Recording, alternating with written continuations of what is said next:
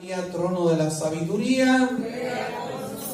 Excelente, comenzamos puntuales, como el Señor quiere.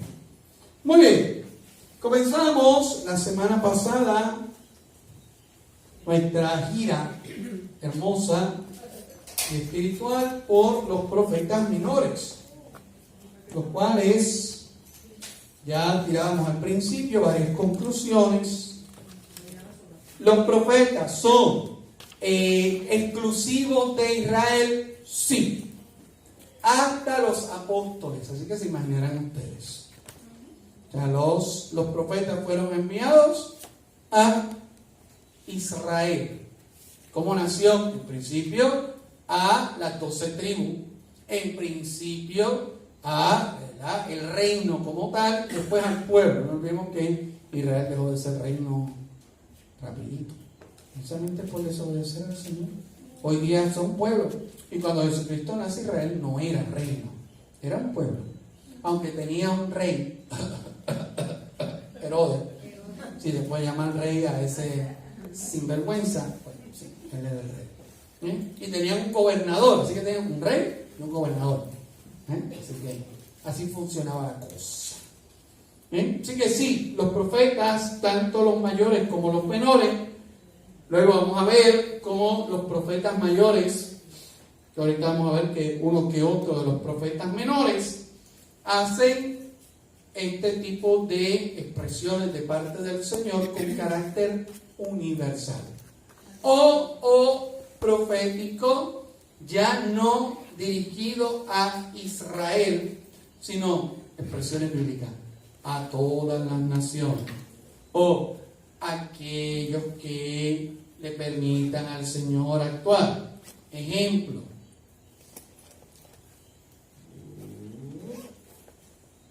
Nínive era pagana, y Nínive tuvo la misma oportunidad de convertirse que Sodoma y Gomorra. Sodoma y Gomorra no se convirtieron, y Nínive sí. Sodoma y Gomorra fueron destruidas, Nínive no fue destruida. Así que las profecías del Señor también van a llegar en algunos casos a otros pueblos. O los ninivitas no tenían nada que ver con Israel. No solo no tenían nada que ver con Israel, sino que Jonás estaba esperando a que el Señor los hiciera risas. O sea, Jonás estaba sentado debajo del arbolito esperando a que bajara el fuego y el azufre y disfrutar el espectáculo de cómo se salchichonaban los ninivitas. ¿Eso es así? O sea, es que era lo que vimos la semana pasada. Era esta conciencia peligrosa de que porque somos el pueblo del Señor, pues nosotros somos la niña de sus ojos. ¿Quiénes son los samaritanos? Los samaritanos son unos sinvergüenza. ¿Quiénes son los paganos? Los paganos son unos perros.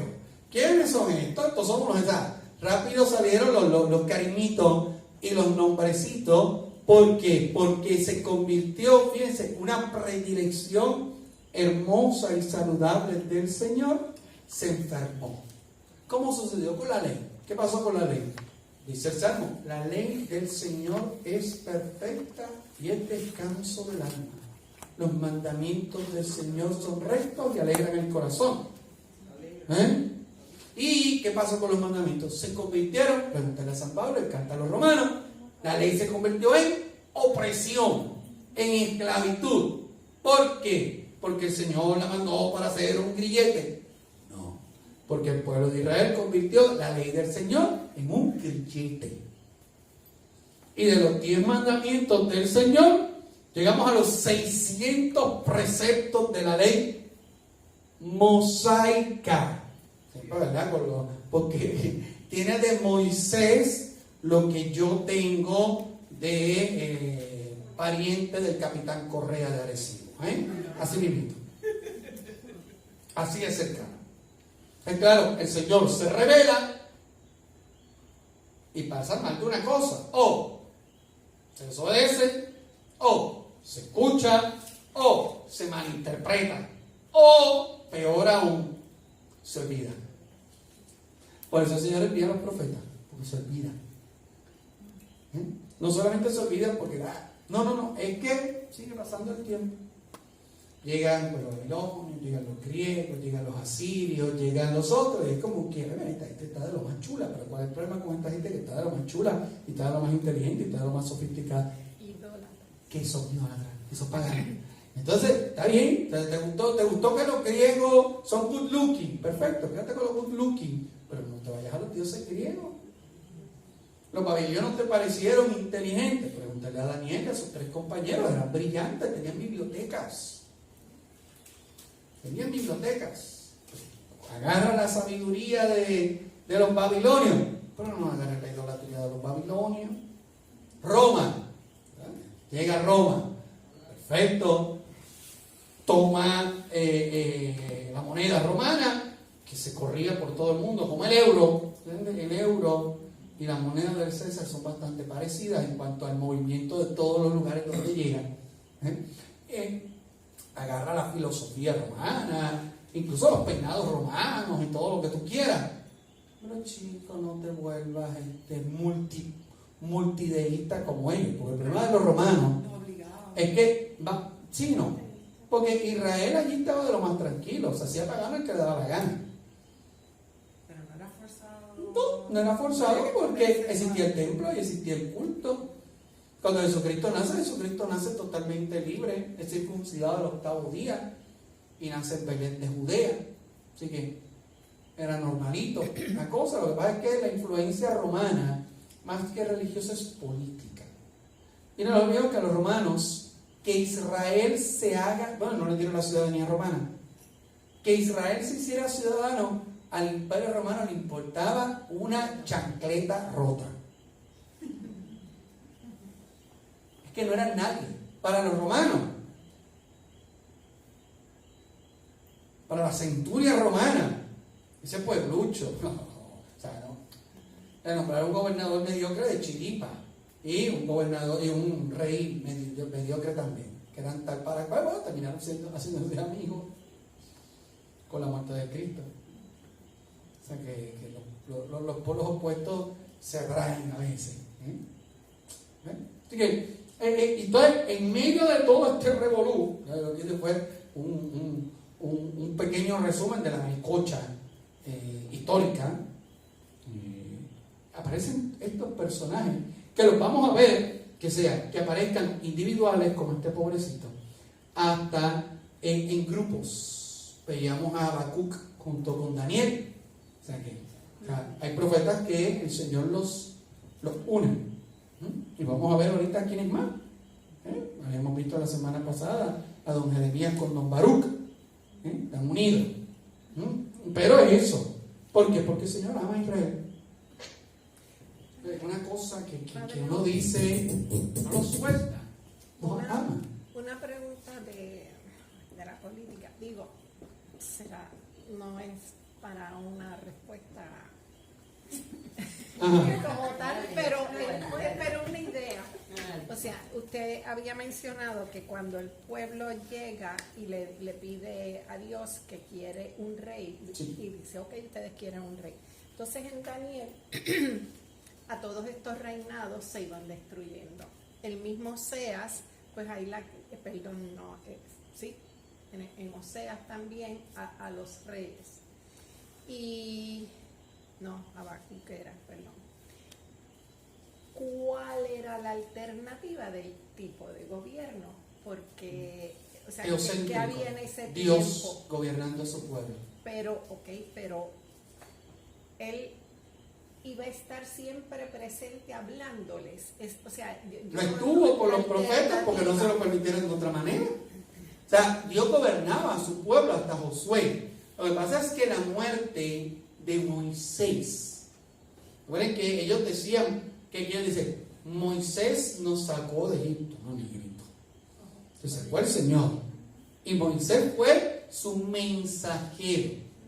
Cuando Moisés muere, yo creo que los hebreos creían que Moisés no iba a morir nunca. Pues lo tenían, ¿verdad?, en un pote de formol para que no se le fuera. ¿Qué pasa? Que el Señor suscita a los ancianos, a los famosos ancianos, a los 70 ancianos, donde se reparte, fíjense, el poder que el Señor le había dado a Moisés, que el espíritu de Moisés reside en los 70 ancianos. Y ellos se escogen a Josué como caudillo. Pero ¿quién gobierna el pueblo? El Señor. Con este consejo. ¿Qué pasa? Incluso cuando el pueblo le pide un rey, dice, nosotros queremos un rey como los demás pueblos. ¿Quiénes son los demás pueblos? Los paganos. Los paganos. Y la advertencia de que los reyes, y lo vimos, ¿cuántos reyes tuvo Israel? Realmente. Israel lo que tuvo fueron 4 reyes funcionales.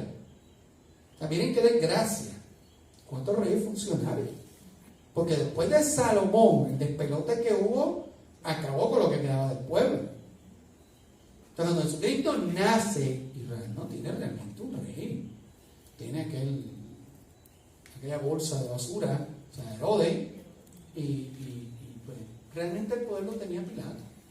O sea, Herodes era como en Italia, me llama la atención, Italia tiene un presidente que no se separa, pero el que manda es el primer ministro. Y el presidente es como la momia que sacan a pasear cada cierto tiempo. Sí, como los reyes. Es tipo de momia. Como la reina de Inglaterra, que la sacan a pasear para que coja aire y no huela mal, pues algo así. No mueve. Sí, es un tipo de espejismo. Un tipo de espejismo. La reina de Bélgica, los reyes de España, de Finlandia. Entonces me enteré que todavía hay algo en Finlandia que es realeza. Por favor. Entonces, es eso. O sea, de Israel, ¿qué queda? Nada. Hoy día, ¿qué queda de Israel? Este pueblo que se ha reunido, y todos los que se llaman israelitas y la diáspora, pero son fantasiosos. Todavía. Pero padre, ¿el pueblo de Israel acepta lo que perdió o siguen? Bueno, se echaron para atrás y están locos que los musulmanes se descuiden para meterle una bomba en una esquina y acabar con ellos. Porque hasta que ellos no se queden con Jerusalén, no pueden volver a construir el templo. Ellos quieren. ¡Claro! Que los musulmanes descuiden. Que los musulmanes descuiden la mezquita azul. Mezquita azul. Para que ustedes vean. Pero lo quieren porque ya dejaron, se dieron cuenta de... No, sino que debajo de la mezquita azul está la piedra, hay una piedra que Mahoma veneraba, que en esa piedra estaba el Santa Santorum del templo original. Sí. No hay nada como tal, sino que es la piedra. Pero Mahoma va a... ¿Cómo? Pero esa piedra es de Mahoma. No, esa mezquita es una mezquita, se llama la mezquita azul. Y lo que queda realmente del templo, el muro famoso de Salomón, tiene del templo de Israel lo que yo tengo de Argentina. Eso no es del templo de Israel. Eso es de una construcción medieval que rememoraba. O sea, esto es como la tumba de David. Que tú vas a la tumba de David no está allí. O sea, esto ahora es ese sarcófago donde se supone que está David. Y probablemente, no sé, salga alguien diciendo, por fin abriste. O sea, no hay nada allá adentro. Pero la piedra que usted dice que es que adoraba Mahoma era. No. Mahoma, obviamente, porque como era el templo de Jerusalén, le tenía una veneración particular. Tanto es así que la mezquita azul, que es la mezquita más importante del Islam, se construyó donde estaba el templo de Jerusalén. No entiendo por qué Mahoma va a venerar o va a querer porque a un templo israelita. Ellos son hijos de Abraham. Ellos son hijos de Abraham, ellos se consideran hijos de Abraham. Y la primera parte de las Sagradas Escrituras, que nosotros también veneramos, ellos la veneran. Y Abraham es el padre de todas las naciones, ellos son hijos de Abraham. Hay 3 religiones que reclamamos, ¿verdad?, el espíritu de Abraham. Y lo llamamos padre. Pero ellos se consideran hijos de Abraham, pero no consideran a los judíos hermanos de ellos. No, muchacho. No, al revés, hay que acabar con ellos. Son primos lejanos y esperamos que olvidados. Alá es de los maometanos. ¿Cómo? El Dios Alá. Alá es la expresión, Mahoma, más que Mohamed, que nosotros decimos Mahoma en español. Mohamed es el gran profeta. El gran profeta, el último gran profeta. Más grande que los demás profetas, pero no más grande que Jesús, pero pues no le creemos a Jesús, le creemos a Mahoma. O sea, yo esas cosas siempre me han llamado la atención. O sea, Jesucristo ascendió a los cielos y no murió. Y Jesucristo resucitó, y María es virgen. Pero Alá es el gran profeta, Mohamed es el gran profeta. ¿Sabes qué? Se me explicaron eso y me quedé como... Pero no es más grande que Jesús. No, Jesús es más grande. Digo, yo estoy hablando en pensamiento Jesús de ellos. es el más grande de los profetas. La verdad es que Mohamed es el profeta de Alá. Pero ¿por qué no le creen a Jesús? No le creen, pero que sea Dios y que sea el Mesías. No. Entonces, ¿qué le creen? Pero el más grande de los profetas, incluso le llaman el gran profeta. Y María es la madre del gran profeta. Pero es igual al otro. No, Mohamed es Mohamed. Incluso en los países musulmanes. Digo, igual de No. Jesucristo es más que Mohamed en cuanto a profeta. Pero Mohamed es el profeta de Dios. Eso es otra cosa. Yo no lo entiendo. Esto es otro nivel. O sea, eso es como cuando los niños chiquitos dicen, este es el más grande, pero este es el más grande. Algo así. El mismo disparate. ¿Y quién tiene más de los dos? ¿Cuál es? Alá. Alá, ok. Alá. Está ahí. Alá. Incluso en los países musulmanes, insultar a la Virgen María es pena de muerte. Ay, qué bien. Es pena de muerte. ¿Y por qué matan a los cristianos? Pues porque los cristianos no son musulmanes, Pero son cristianos y pero son, no creen en Alá. y son hijos de y no Cristo. creen en Mohamed. No, Es que ellos no son cristianos. no, ellos son musulmanes. Algún día hablaremos, fíjense, sería bueno para una charla de uno de los jueves, el conflicto Se acaba en Por favor. israelita palestino. Será un jueves. será 3 jueves. Ama a Israel y por eso los envía. ¿Ok? ¿A quiénes envía? Pues aquí la semana pasada nosotros hicimos, usted va a notar, como le decía yo la semana pasada, que Baruch, en algunas Biblias, el pobre está obviado y lo injertan con Jeremías. Pero eso depende del editor del texto. Hay Biblias que no. Y vamos a ver, por ejemplo, que el orden, como yo les decía la vez pasada, el orden varía de acuerdo si se toma del griego, si se toma del hebreo, si es el código alejandrino, si es el código de la Septuaginta, si es de... O si es de a uno que le dio la gana de ponerlo como le da la gana. Al fin y al cabo, si edito la Biblia, el editor soy yo, y yo quiero poner el Evangelio de San Mateo al principio, pues la edité yo. Pero los evangelios sí siempre tienen el mismo orden, ¿verdad? Sí, pero es un orden creado. Ese no es el orden de los evangelios, No, ni de los libros, ni de nada. Todo eso es organizado. Si nosotros fuésemos a poner la Biblia en orden, el primer libro sería el libro de Job y el último libro sería la segunda carta de Pedro. Si lo fuésemos a poner en orden cronológico, más o menos cronológico. O sea, no es que el libro dice, yo, fulano, el 15 de agosto del año 430 escribí, no. Pero vamos a ver. Ok, vamos para los profetas. Menores. Menores, no se olviden que menor por la cantidad de escritos. No es que sea más porquería, porque sea más charro, porque sea más flojo. O los profetas grandes son los originales, estos son main China. No. Estos escribieron menos, pero vamos a ver lo importante de sus profecías. Ahora vamos a ver. Muy bien. El primero que vamos a encontrar va a ser nuestro querido Oseas. ¿Quién es Oseas? Vamos a ver, ¿qué es Oseas?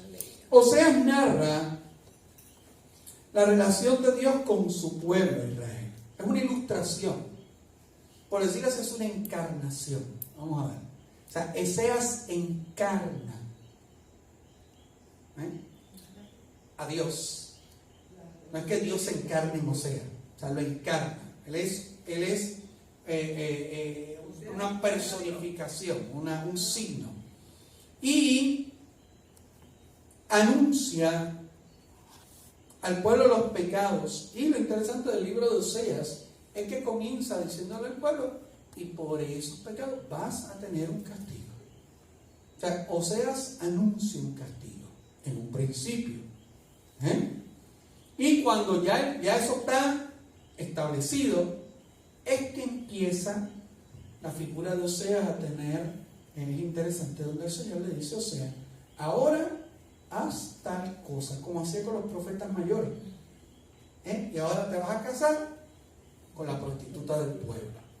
Y no solo con la prostituta del pueblo, sino con la prostituta más conocida del pueblo. O sea, te vas a casar con, te vas a ir con Toña la Negra. ¿Se acuerdan de Toña la Negra?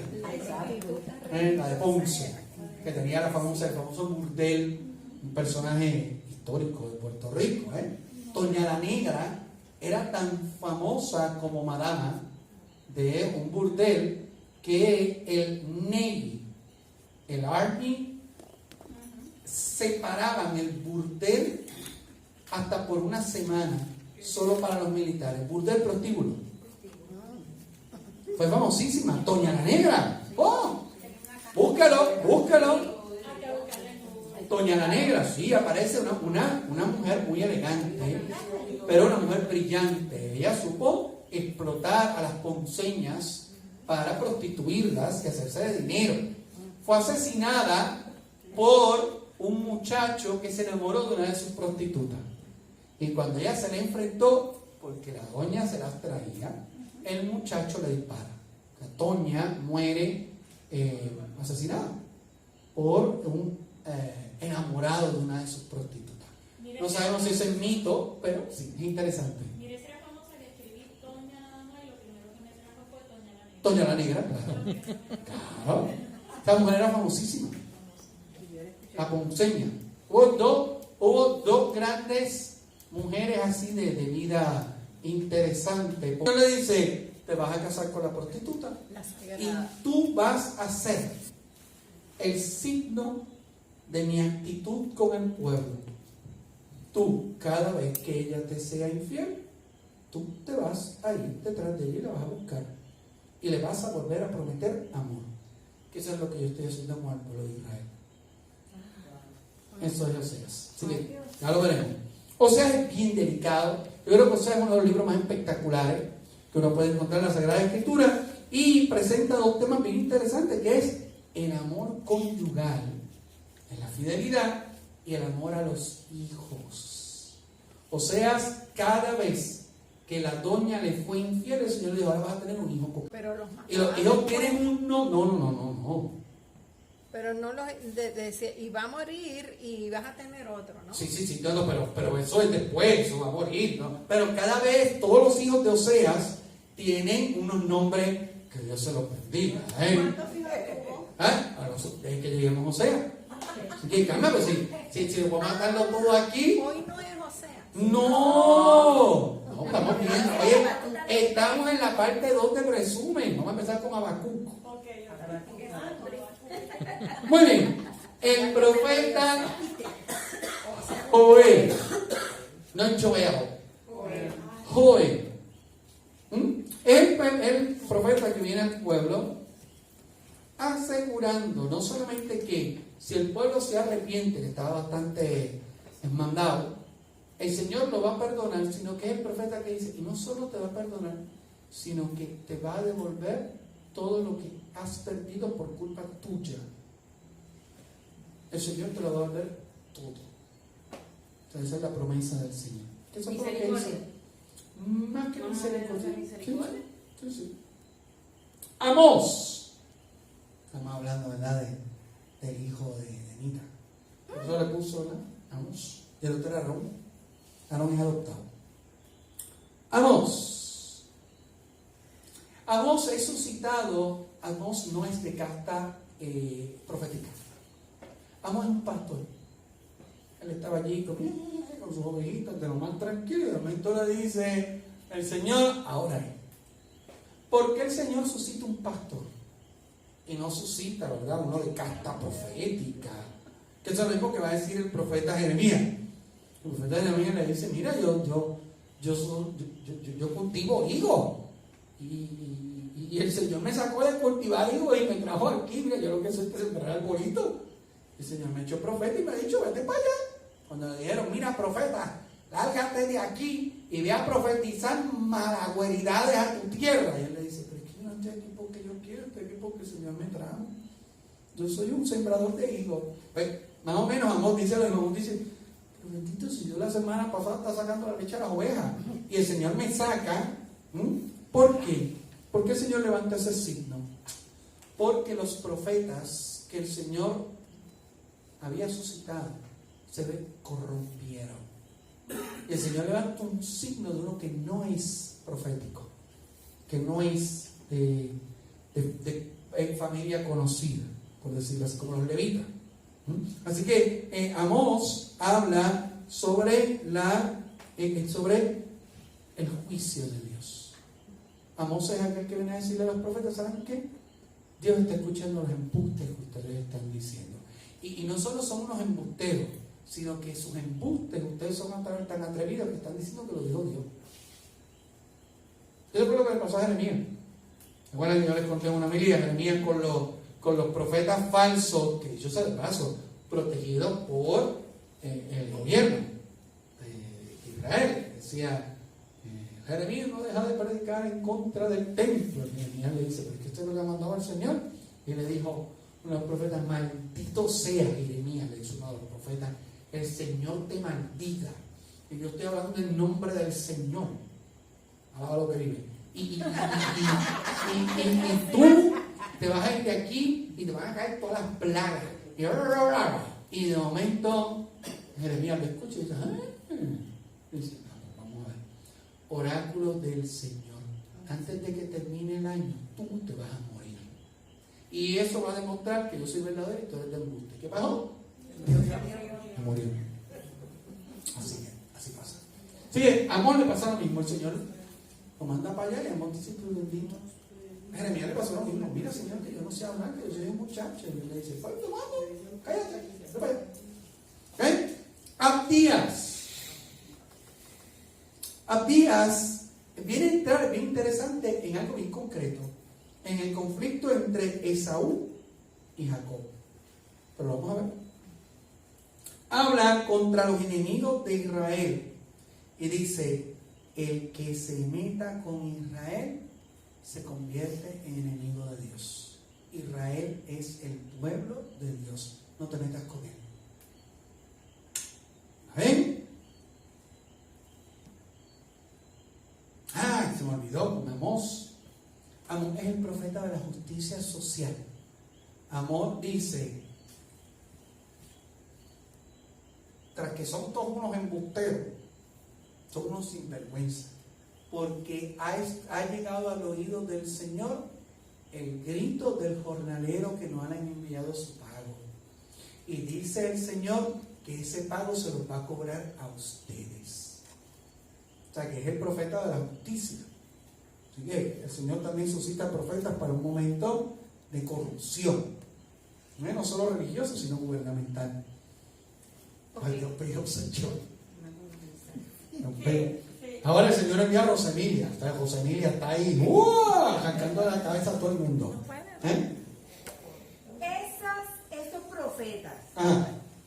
caían en trance cuando venía el espíritu de Señor. Esa es una pregunta, fíjense, esa es una pregunta interesante. ¿Viste? Esa es una pregunta interesante. Los textos sagrados no entran en esa particularidad. Pero,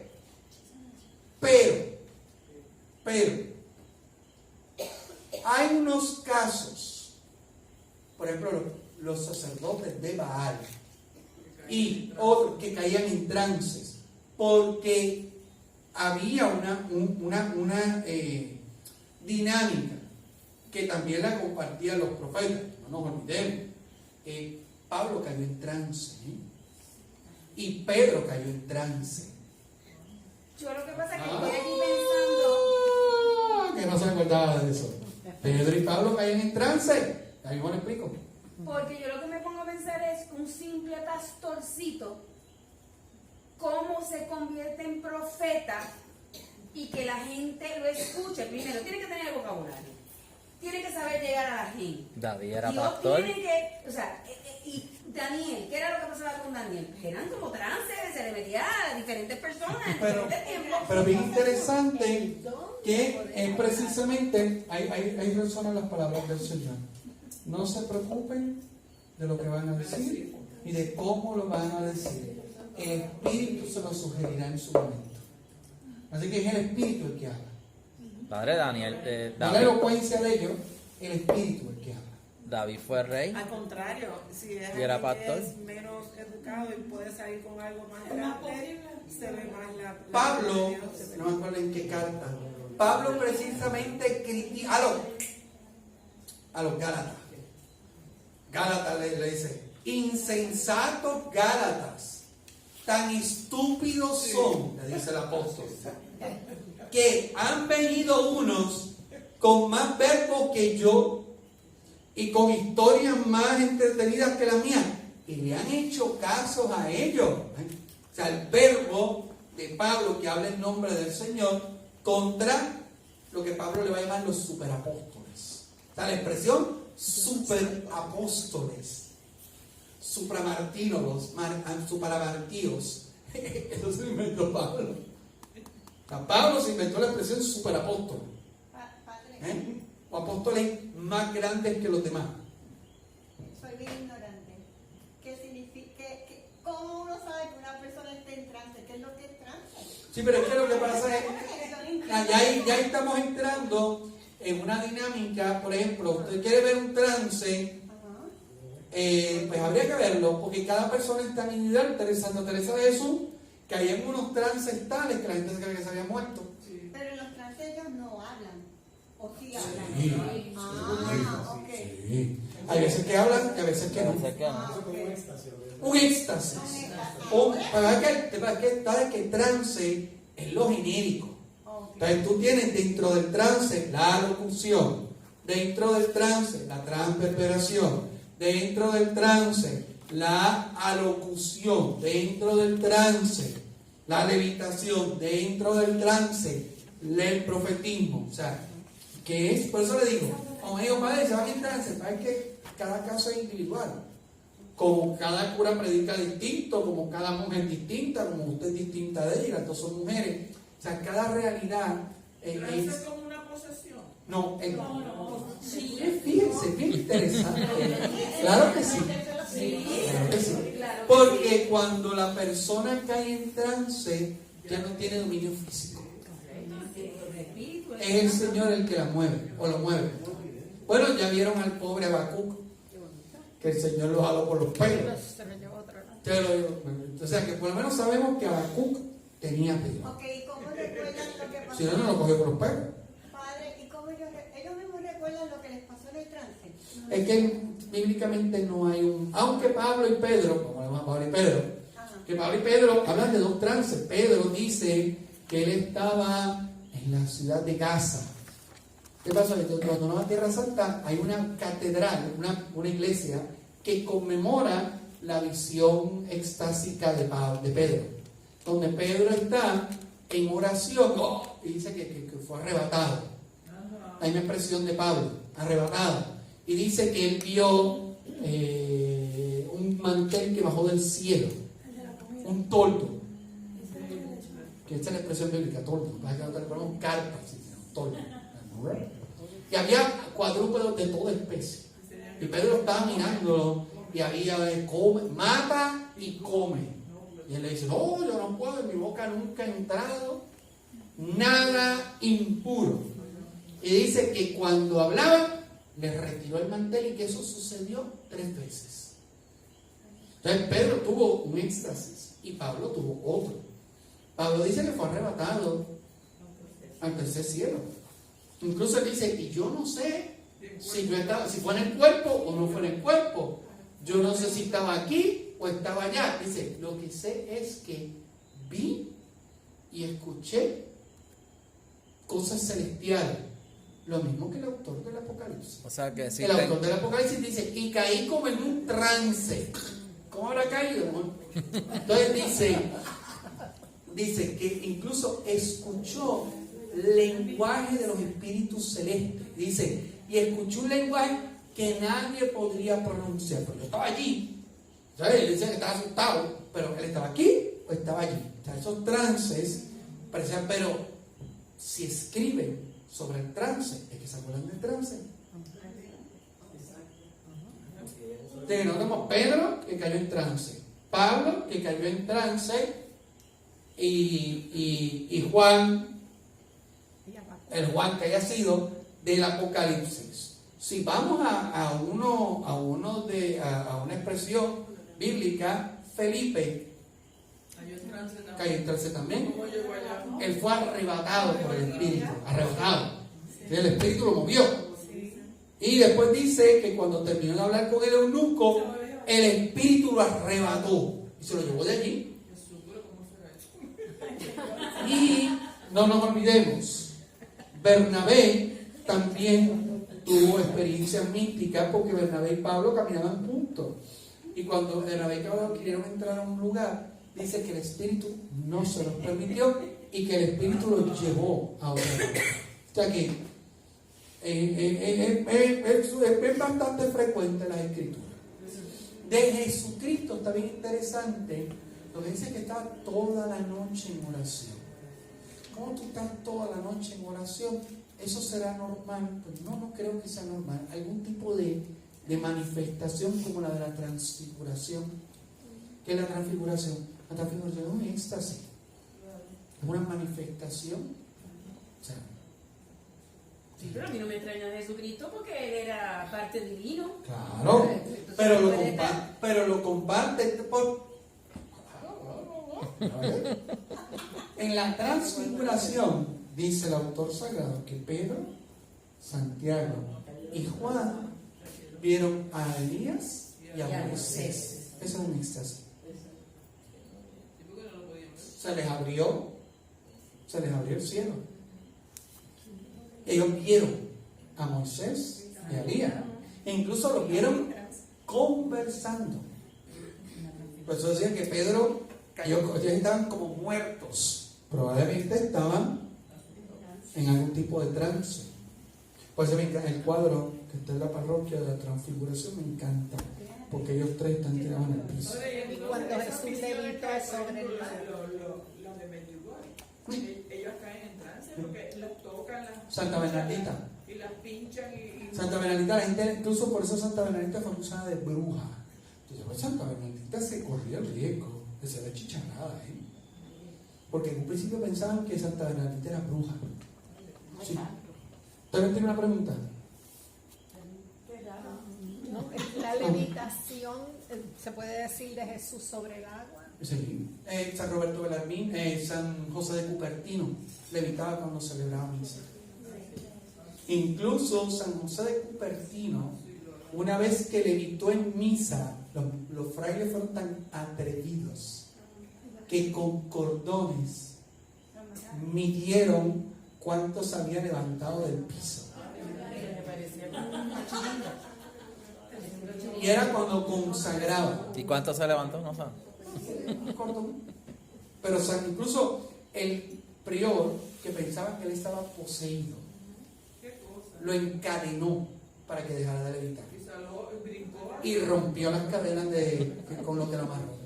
Incluso el prior le hizo un exorcismo. Y José de Cupertino, cuando le hicieron el exorcismo, José de Cupertino dice: gracias, porque ¿verdad? El Señor me ha bendecido, ha venido sobre. O sea, el pobre no estaba poseído, pero el prior tenía un miedo porque ese tipo estaba haciendo unas cosas súper rarísimas. Él caía en éxtasis. San Martín de Porres caía en éxtasis. Padre Pío caía en éxtasis. Padre Pío volaba, dicen, por el cielo. Él tenía esos procesos de levitación también. ¿Sí?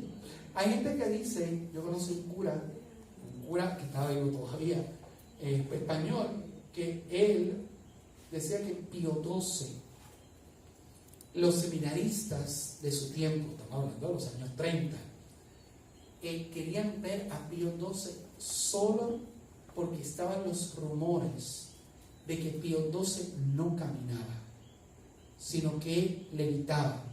Entonces ellos estaban pendientes a los pies de Pío XII, a ver si era cierto que se levantaba pues es una persona, Pío XII era más alto que yo. Y era verdad. Y él dice que él lo vio levantarse del suelo. Pero dice que los seminaristas lo que querían ver era al Papa flotando, más nada.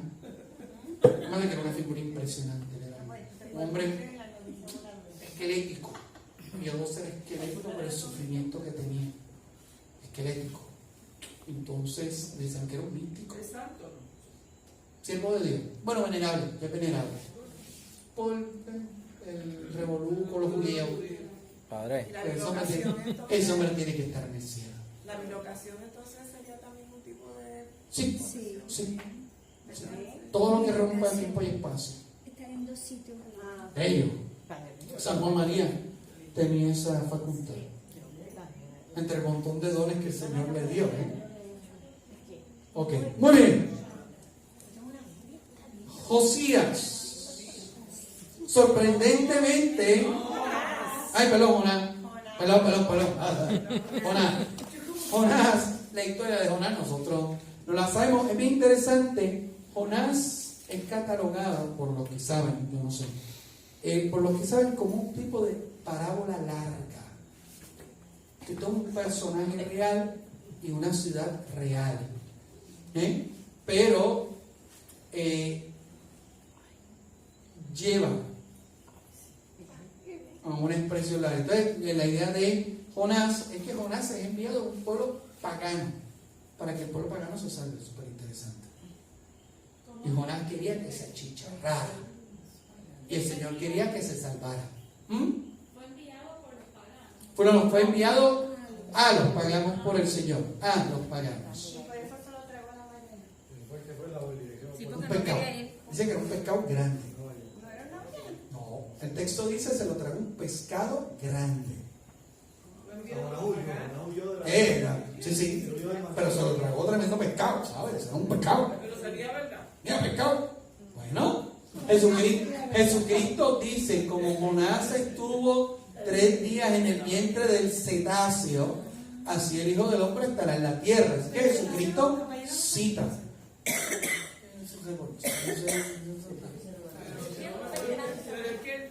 Ballenas son mamíferos. Yo no sé, pero los pescados no mastican. Que le ha echado comida un pescado y se traga las cosas y las procesa. Un tipo de chamú. El único que mastica es el tiburón. Pues no sé. Ok, Jonás era chiquito. Estamos como el carro de fuego de Elías. ¿Era un carro de fuego o era caballo de fuego? Quien vio el video de Chamú comiéndose a su entrenadora saben que los cetáceos le pueden tragar a una persona. Eso fue bien triste. Y fue grabado en vivo. El Chamú, que era una ballena famosa, se comió al entrenador en un show. Es una ballena asesina. En un show. Y esas ballenas tienen Hizo dientes. así y se la llevó. Esas ballenas tienen dientes. Se la comió. Se la tragó. La mató. Y era su entrenador. ¿Cómo? Él dijo, espérate, esta doña está conmigo hace tiempo ahí. Miqueas advierte sobre la consecuencia de seguir los propios planes y no los de Dios. Casi Miqueas llega y le dice, ¿ustedes saben por qué están así? Cojan ahora. Porque ustedes, el Señor les dijo, hagan esto y no hagan esto, y ustedes no hicieron esto e hicieron esto. Por eso están así, le dice.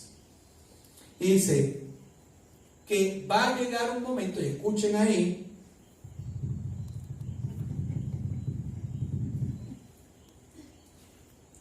que esto se va a solucionar, la rebeldía de ellos se va a solucionar cuando el Señor les envíe un gobernante que vendrá del cielo. ¿quién será ese?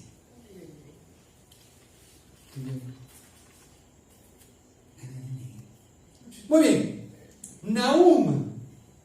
Ay, Dios, me comí Habacuc. Ay, que aquí yo los tengo al revés.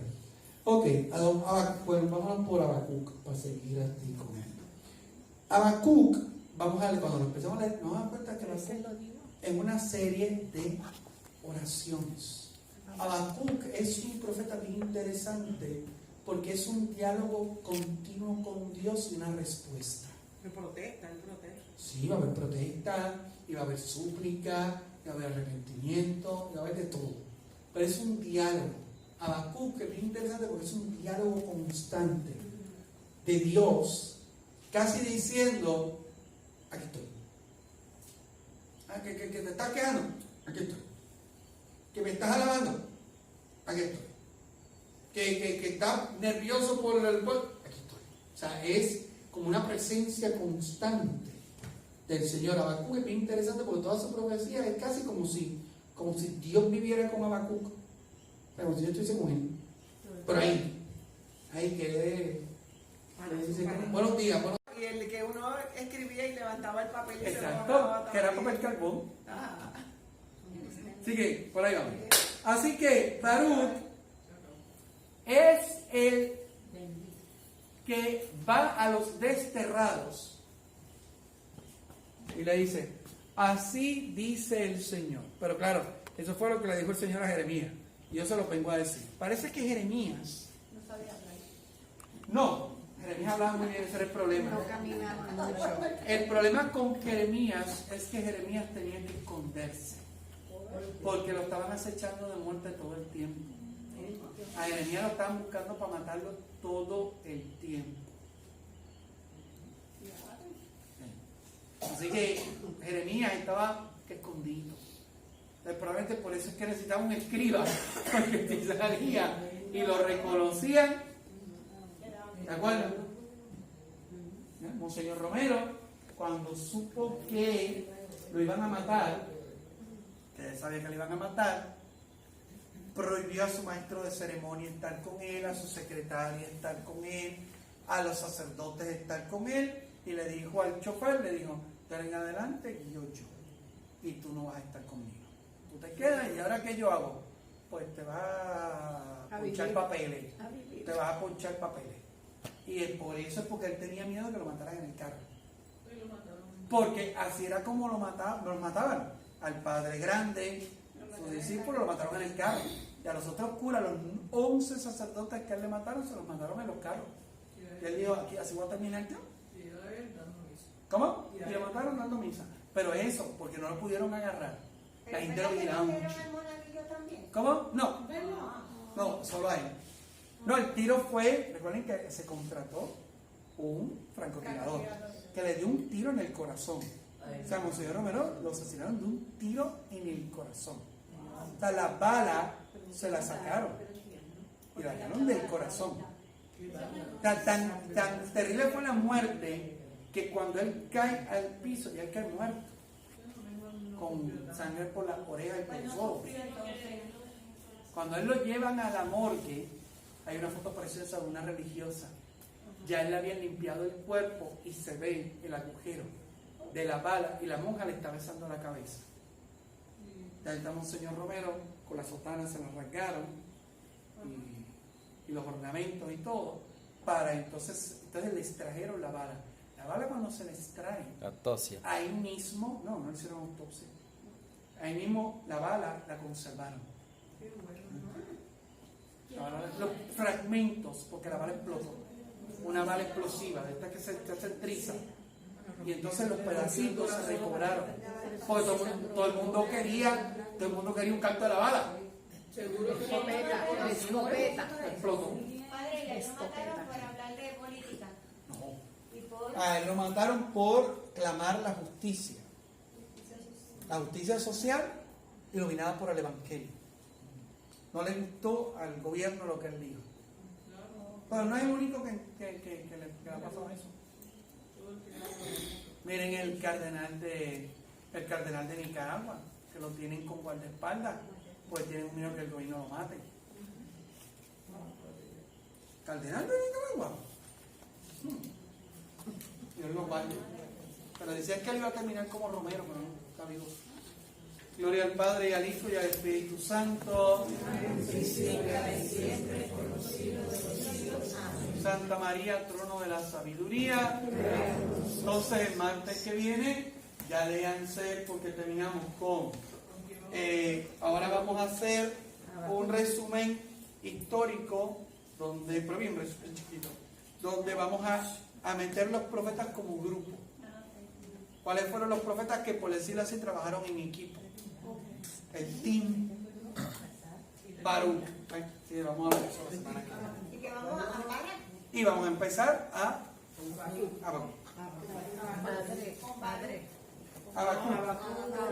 La raza humana a la verdad es mala. Díganme con Somos quién. malos, malos, malos. Habacuc. Es otro tema.